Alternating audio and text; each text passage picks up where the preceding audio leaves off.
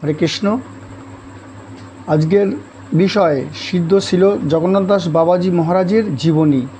সিদ্ধ বাবা সূর্যকুণ্ডে বাস করার কালীন সিদ্ধ ছিল মধুসূদন দাস বাবাজি মহারাজকে শিক্ষাগুরু পদে বরণ করেছিলেন। সিদ্ধ বাবা ক্রমে 3 দিন পর্যন্ত নিরুম্ভ উপবাস করিত কুণ্ঠিত করিতেন না।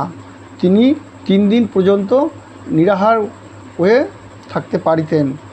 তিনি রাত্রি তো শয়ন করিতেন না, সমস্ত রাত্রি বসিয়া বসিয়া শ্রী হরিনাম জপ করতেন। শেষ রাত্রিতে অর্থাৎ ভোর হইবার পূর্বেই তাহার নিত্যকৃত্য শেষ হইয়া যাইত। প্রাতে দধি চিরা প্রসাদ পাইতেন। সিদ্ধ বাবা চাতুর্মাস্য ব্রত পালন করিতেন। প্রথম মাসে সন্ধ্যার পরে 4টি পাকা কলা পাইতেন। দ্বিতীয় মাসে পাকা পেয়ারা প্রসাদ পাইতেন। তৃতীয় মাসে কিছু ঘোল প্রসাদ পাইতেন। চতুর্মাসের লবণ শূন্য সিদ্ধ মোচা প্রসাদ পাইতেন।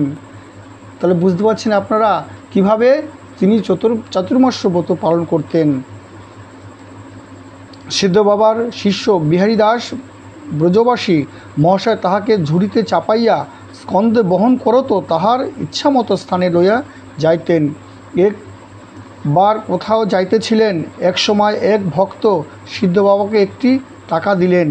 উহা বিহারী দাসকে লইতে বলিলেন, কিন্তু 2-3 মাইল পথ চলিয়া যাইবার পর বাবাজি মহাশয় বিহারী দাসকে পূর্বস্থানে ফিরিয়া যাইতে বলিলেন। ফিরিয়া গেলে যে ভক্ত টাকা দিয়েছেন তাহাকে ডাকাইয়া সিদ্ধবাবা তাকে ফেরত দিয়ে দিলেন। শুনি তোমার নাকি অনেক টাকা আছে, আমি একটা টাকার কামড় সহ্য করিতে পারিলাম না। তুমি কত টাকা কামড় কীরূপে সহ্য করো, এই বলিয়া টাকার ফেরত দেওয়াইলেন। আহা, কি তার স্মরণশক্তি ছিল দেখুন। ছিল বিহারী দাস ব্রজবাসীর উদ্যোগে সূর্যকুণ্ডবাসীগণ মিলিয়া সিদ্ধ বাবার থাকিবার জন্য একটি পাকা ঘর ও মন্দির প্রস্তুত করাইয়া দিলেন। সিদ্ধ বাবা বলিলেন, দেখো বিহারী, এই মন্দিরে ঠাকুর বসাইতে হইবে, তুমি ঠাকুর লইয়া আসো। বিহারী দাস ঠাকুর আনিবার জন্য কাটোয়া হইতে 4 ক্রোশ দূরবর্তী সোনারুদ্ধি গ্রামে কত তাঁতি জমিদারের নিকট গমন করিলেন। তিনি দাইহাট হইতে ঠাকুর আনিয়া বিহারী দাসের হাতে দিলেন। ইনি একটি নৌকায় করিয়া ঠাকুর লইয়া কলিকাতা হাটখোলার শ্রীনাথ রায়ের নিকট গমন করিলেন। সোনার ঠাকুর মনে করত ওই ঠাকুর বৃন্দাবনে নিয়ে গিয়ে ঠাকুর সূর্যকুণ্ডের সিদ্ধ বাবার নিকট পৌঁছায় দিলেন। নতুন মন্দিরে শ্রী নিতাই গৌর বিগ্রহ স্থাপিত হইল। সকলে সোনার মূর্তি বলিয়া মনে করতে লাগিল। উৎসব উপলক্ষে সূর্যকুণ্ডে রাধাকুণ্ডের বৈষ্ণব ভোজন করাইতে 3000 টাকা খরচ হইল। সোনার ঠাকুর মনে করত চুরি করিবার মানুষে একদিন এক দল ডাকাত সিদ্ধ বাবার কাছে আসিল। সিদ্ধ বাবা বলিলেন, বাবা, আমার নিকট তো কিছুই নাই, ওই ঠাকুর ঘরে যাও। তাহার ঠাকুর ঘরের কপাট ভাঙিয়া ভিতরে প্রবেশ করেন এবং ততত্র যাবতীয় দ্রব্য ঠাকুরকে কম্বলে বাঁধিয়া বাহিরে যাইবার সময় চৌখাটের মাথা ঠেকিয়া ডাকাত ঠাকুরে উভয়ই ঘরের ভিতরে পড়িয়া গেল। তখন ভোর হইয়াছিল। দেখে ডাকাত দল ঠাকুর ফেলিয়া অন্যত্র দ্রব্য লইয়া পলায়ন করিল। সিদ্ধ বাবা তখন বলিলেন, এই ঠাকুর বৃন্দাবনে কাহাকেও দিয়া আসো। তখন বিহারী দাসজি ওই ঠাকুর লইয়া বৃন্দাবনে আসিয়া মালদহ জেলার গয়েশপুরের মা গোসাইকে 2000 টাকা ও ঠাকুর দিলেন। ওই ঠাকুর এখনে গোপাল বাগের ধূপাপাড়ায় সোনার গৌরাঙ্গ নামে খ্যাত। এখনও বৃন্দাবনে সেই ঠাকুর রয়েছেন। কিছুদিন পরে সিদ্ধ বাবা আবার বললেন, বিহারী, ঠাকুর না হইলে তো থাকা যায় না। যেখান থেকে পারো ঠাকুর লইয়া আসো। তখন বিহারী রাধাকুণ্ডের নিকটবর্তী মথুরা গ্রামের মণিপুরী বৈষ্ণব দীন বাবাজির এক মূর্তি সরভুজ মহাপ্রভু, যা গরু খাইবার ভুসির ভিতর লুকাইয়া ছিলেন, তাহা লইয়া বৃন্দাবনে আসেন এবং দীনু বাবাজিকে বলিয়া উহার অঙ্গরাগাদি করাইয়া যাবতীয় সেবাদ্রব্য লইয়া সূর্যকুণ্ডে আসেন। এবার 10 বছর এই বিগ্রহ সেবা করিয়া একদিন সিদ্ধ বাবা বলিলেন, বিহারী, এই ঠাকুর বৃন্দাবনে কাহাকেও দিয়া এসো, আমি নবদ্বীপে যাইব। এ দেহটা যেন গৌরাঙ্গের পাদ পদ্মে পড়ে। তখন বিহারীজি ওই ঠাকুর লইয়া বৃন্দাবনে আসিয়া কয়েসপুরের মা গোসাইয়ের হাতে 25 টাকা ভিক্ষা পাঠাইয়া ঠাকুর ওই টাকা গোপাল গুরু মঠের অধিকারী নরোত্তম দাস বাবাজিকে দিলেন। ওই সেবা বর্তমান নিধুবনের গলিতে বিদ্যমান। এখনও নিধুবনের গলিতে ওই ঠাকুর বিদ্যমান রয়েছেন।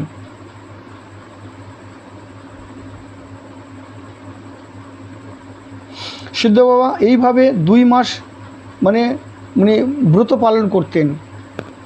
এবার একদিন হঠাৎ কথা বলিয়া উঠিলেন, বিহারী, দেখো দেখো কত ফল আসিয়াছে, ইহাতে ব্রত ভঙ্গ হইল বলিয়া পরে পুনরায় ব্রত আরম্ভ করিলেন এবং 3 মাসের মধ্যে সিদ্ধ লাভ করিলেন।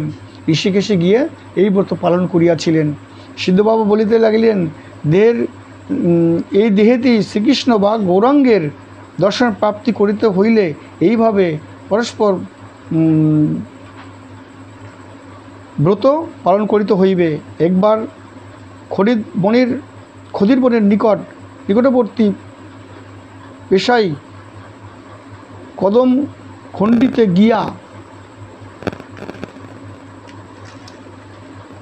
সিদ্ধ বাবা আসন গ্রহণ করেছিলেন। গ্রামের বহু দূরে একটি মাত্র কাঁচা কুণ্ড আছে। দিনের বেলায় লোক যাতায়াত করতেন না। বিহারী ও সিদ্ধ বাবা সেই স্থানে দশমী ও একাদশীর ব্রত উপবাস করিলেন। বিহারী বলিলেন, বাবা, এমন জায়গায় আসিয়াছ যে খাইবার জন্য কিছু মেলে না। সিদ্ধ বাবা বলিলেন, তার জন্য এত ব্যস্ত কেন? সব এখানেই আসিয়া যাইবে। তুই রাতে একটু করতালের আওয়াজ দিয়ে দেখি। বিহারী দাসজি তাহাই করিলেন। দ্বাদশীর প্রাতকালে একজন ব্রজবাসী আসিয়া জানিলেন যে ইহারা 3 দিন পর্যন্ত এইখানে বসিয়া কুণ্ডের জল মাত্র পান করিয়াছেন। ব্রজবাসী কিছুক্ষণ পরে ফল দ্রব্য লইয়া উপস্থিত হইলেন। পরদিন হইতে বহু জিনিস আসিতে লাগিল, এমনকি 2-3 মণ দুধের পায়েস হইতে লাগিল। সিদ্ধ বাবা সহিত তদীয় গুরুপুত্র ব্রহ্মানন্দ গোস্বামী প্রভুর বিশেষ হৃদয়ত্ব ছিল। সিদ্ধ বাবার নিয়ম ছিল, শ্রী নবদ্বীপ বৃন্দাবন যাতায়াত পথে তিনি তাহার শ্রী গুরুপাঠ পুরুলিয়া যাইতেন। ব্রহ্মানন্দ প্রভুর কখনো পুরুলিয়া কখনো শ্রীধাম বৃন্দাবনে বাস করিতেন। ভক্তগণের অনুরোধ কখনো বাহিরে যাইতেন। এইভাবে শ্রী ব্রহ্মানন্দ প্রভু যখন পুরুলিয়া থাকিতেন, তখন বাবাজি মহারাজ পুরুলিয়া গেলে শ্রীপাদের সংঘানুরোধে দীর্ঘদিন ধরিয়া পুরুলিয়া থাকিতেন। সিদ্ধ বাবা যদিও বার্ধক্যবশত পিণ্ডাকার হয়েছিলেন, তথাপি শ্রী হরিনাম সংকীর্তন উপস্থিত হইলে তিনি এমন অতি দীর্ঘকায় হইয়া উদ্দণ্ড নৃত্য করিতেন যে তাহাকে ধরিবার কারো সমর্থ হইত না।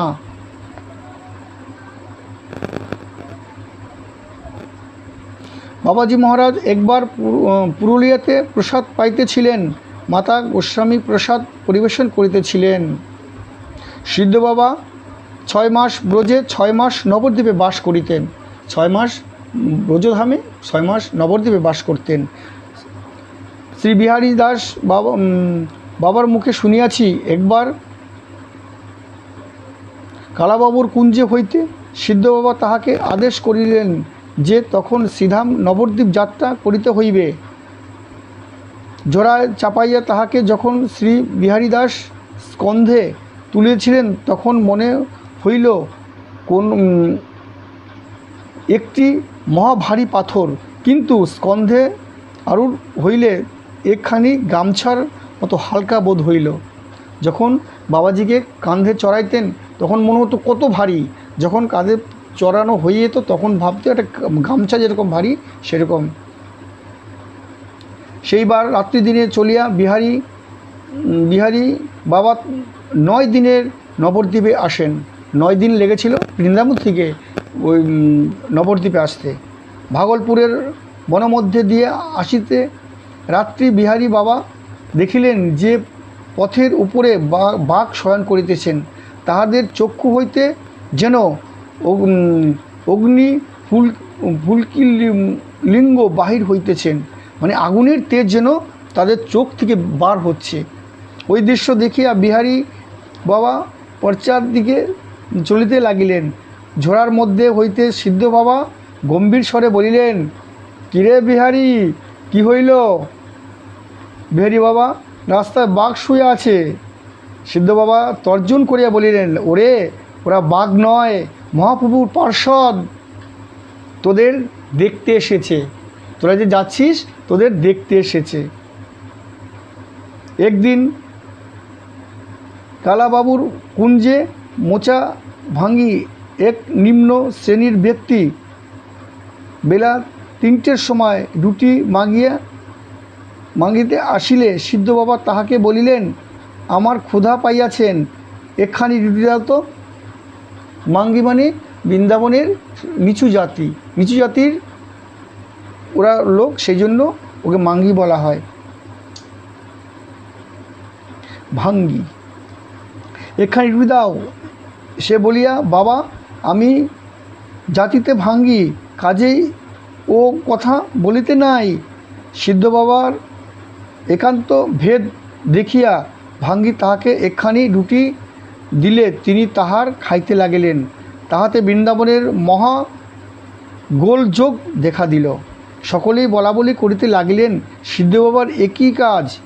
তখন বিহারী দাস বলিলেন, বাবা, আমি এইমাত্র আপনাকে রসুই করে খাওয়ালাম, আপনি আবার ওই ভাঙ্গির নিকট হইতে রুটি চাইয়া খাইলেন কেন? সিদ্ধ বাবা বলিলেন, আজ আমার জন্ম সার্থক। বিহারী দাস বলিলেন, ব্রজে আপনার রুটি বন্ধ হইবে। তিনি বলিলেন, আচ্ছা, দেখা যাক কি হয়। সিদ্ধ বাবা আবার ভাঙ্গির হাতে রুটি খাওয়ার কথা শুনিয়া বৃন্দাবনের ছিল নীলমণি গোস্বামী, গৌর সিংহ, সুন্দর রায়, গৌর শিরোমণি এবং রাধিকানাথ গোস্বামী প্রভৃতি সিদ্ধ বাবার নিকট আসিলেন। সিদ্ধ বাবা বাহিরে আসন দাও, সবাইকে বসতে আসন দাও বলিলেন। আসন দিলে তাহারা চুপ করিয়া বসিয়া রহিলেন। কিছুক্ষণ পরে সিদ্ধ বাবা, আপনারা কি বলিতে আসিয়াছেন বলুন, চুপ করিয়া রয়েছেন কেন? সবাইকে বলছেন, সব যা বলতেছেন বলুন। তারা তখন বলিলেন, বাবা, আপনি এই 84 ক্রোশ বৃন্দাবনের মুকুটমণি, আপনি এরূপ কাজ করিলেন কেন? ইহাতে কত লোক কত কথা বলিতেছেন, তাহাতে প্রাণেই বড় ব্যথা লাগিতেছে। মানে বাবা, আপনি এরকম কাজ করেছেন, এক একজন এক একটা কথা বলছেন, সেজন্য আমাদের প্রাণে ব্যথা লাগিতেছেন। সিদ্ধ বাবা বলিলেন, উহারা কে জানো? দাপর যুগের শ্রীকৃষ্ণের অবতারের গ্রহণ করিবার পূর্বে 88,000 মুনিকে বলিয়াছিলেন, তোমরা ব্রজে গিয়া যার যার ঘরে জন্মগ্রহণ করো। আমিও শীঘ্র যাইতেছি সেই মুনিগণের ব্রজে ইতর কুলে জন্মিয়াছেন। আমি কাহারও ভাঙ্গি দেখি নাই, ওরা সেই মুনিগণই এই ভাঙ্গিকুলে জন্মগ্রহণ করেছেন। আপনারা ব্রজে বাস করিয়াছেন কেন? রজ পাইবেন বলিয়া। উহারা দেবারাত্রে রজের সেবা করিতেছেন, উহারা রজ পাইবেন না তো কি আমরা খাট পালঙ্ক শুয়া রজ পাইব? এই কথা শুনিয়া তাহারা যথাস্থানে চলিয়া গেলেন। সিদ্ধ বাবা মনস্থির করিলেন, তিনি সিধাম নবদ্বীপে চলিয়া যাইবেন। এই কথা ব্রজে প্রচার হইয়া গেল। সিদ্ধ বাবা শ্রীকুঞ্জ ছাড়িয়া যাইবেন জানিয়া ব্রজের বিভিন্ন স্থান হইতে পণ্ডিত বাবাজি বৈষ্ণব প্রভৃতি, নীলমণি প্রভু, শ্রী রাধিকানাথ প্রভু প্রভৃতি তাকে দর্শনে যাইয়া জিজ্ঞাসা করিলেন, বাবাজি মহাশয়, আপনি এই অতি বৃদ্ধ অবস্থায় ব্রজ ছাড়িয়া যাইবেন কেন? সিদ্ধ বাবা এই কথা শুনিবাই আবিষ্ট হইলেন, শরীর ফুলিয়া গেল, বলিতে লাগিলেন, তোমরা ব্রজে থাকো, আমি নবদ্বীপে যাব, কারণ আমার মতো মহা অপরাধীর স্থান নবদ্বীপেই। নিতাই গৌর দয়ার অবতার, তাহার অপরাধের বিচার করেন না, ইত্যাদি। ইহার পর সূর্যকুণ্ড হইতে সিদ্ধ বাবাকে কাঁধে লইয়া বিহারীদাসজি মথুরার জংশন নামক স্টেশনে আসিয়া বিনা টিকিটে নবদ্বীপে যাত্রা করিলেন। রাস্তায় কেহ কিছু বলেন নাই। বর্ধমানের নিকটবর্তী মেমারি স্টেশনের নামিবার পর জৈনিক সাহেব ইহার হাত ধরিয়া ফটক পার করাইয়া দিয়া অম্বিকা কালনার সিদ্ধ ভগবান দাস বাবাজির নিকট গমন করিলেন। সিদ্ধ ভগবান দাস বাবা জগন্নাথ দাস বাবাকে দেখিয়া বলিলেন, আহো, আমার বন্ধু আসিয়াছেন। বিষ্ণুদাস, তুই ইহাদের জন্য সেবার জোগাড় কর। এই বলিয়া দুই বন্ধুতে আলিঙ্গন হইয়া ঘোরাঘুরি যাইতে লাগিলেন।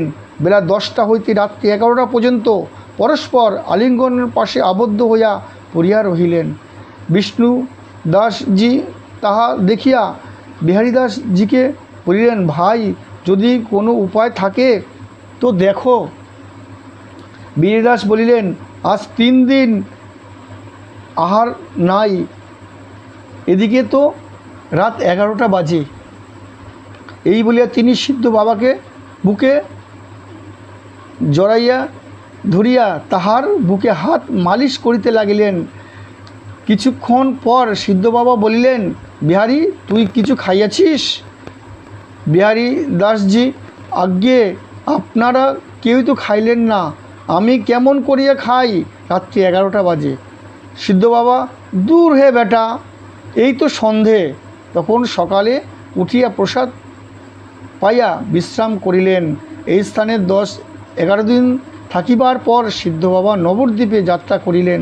যাত্রাকালে সিদ্ধ ভগবান দাস বলিলেন, বিষ্ণুদাস, ওই বাঁশের চোঙার ভিতরে কি আছে দেখতো।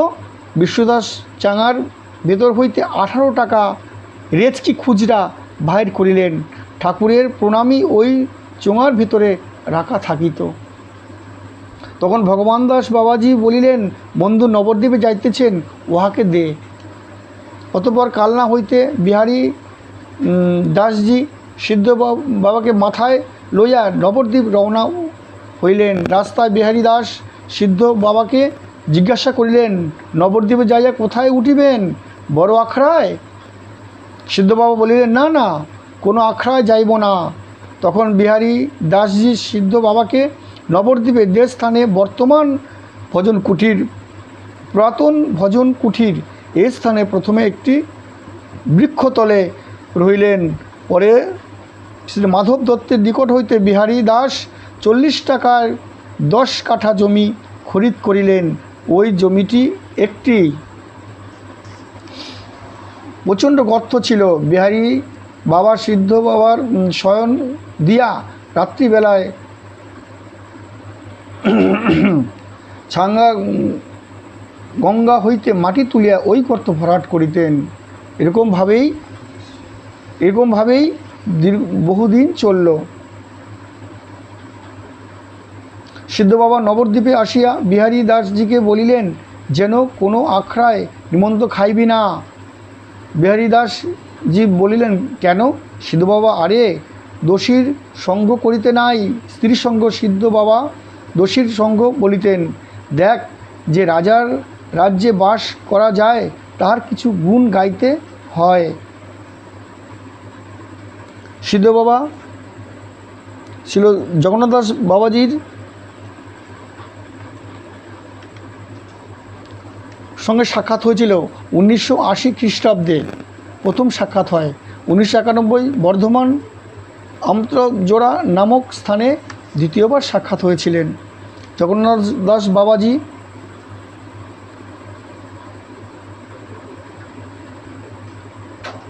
মহাপ্রভুর মহামন্ত্র যথা শ্রীকৃষ্ণ চৈতন্য প্রভু নিত্যানন্দ শ্রী অদ্বৈত গদাধর শিবাসাদি গৌর ভক্তবৃন্দ একবার ভজন করিবার পার্শ্ববর্তী পথ দিয়া নগর সংকীর্তন চলিয়াছিলেন। একবার নগর সংকীর্তন যাচ্ছিলেন পাশ দিয়ে, উনি উদ্যম নৃত্য করতে শুরু করে দিলেন। এরকম যখনই কীর্তন হতো তখনই উনি উদ্যম নৃত্য করতেন। সিদ্ধ বাবা এখানে, সিদ্ধ বাবা কে আছেন বলে 4 জন ভক্ত একদিন এসছিলেন। তাহা বলিলেন, না না, আপনি সিদ্ধ বাবা, আমাদের কিছু সিদ্ধান্ত দেখান। সিদ্ধ বাবা, আমি তো সিদ্ধান্তই জানি না, এই বলিয়া একটি লাঠি লইয়া মাটিতে 7-8 বার ঘা মারলেন। ইহা দেখিয়া বাবুলোক বলিলেন, ভাই চল, বাবাজি আমাদের উপর রাগ করেছেন। সিদ্ধ বাবা, না না, তোমাদের উপর রাগ করিব কেন? রাধাকুণ্ডের লোকনাথ গোস্বামীর ভজন কুঠিরের তুলসী গাছটা ছাগলে একদম খেয়ে নিচ্ছেন, সেজন্য ছাগল তাড়াচ্ছি। তারা ইহা শুনিয়া পরদিন 20 টাকা খরচা করে রিপ্লাই দেবার টেলিগ্রাফ করিলেন। পরে টেলিগ্রাফ আসিয়া বললেন, হ্যাঁ, ওই লোকনাথ গোস্বামীর কুঞ্জে একটি ছাগল আসিয়া তুলসী গাছটি একেবারেই খেয়ে নিয়েছেন। তখন ওরা বুঝতে পারলেন বাবা, তখন এসে ওরা ক্ষমা চাইলেন, বাবা আমরা চলিয়া গিয়েছিলাম। তখন সিদ্ধ বাবা বলিলেন, উহার কলির যুগ, কলির জীব কিছুই জানে না, না দেখিয়া বিশ্বাস করিতে চায় না, সেজন্য তারপরে ওরা 20 টাকা দিয়ে নমস্কার করে ওরা চলে গেছিলেন।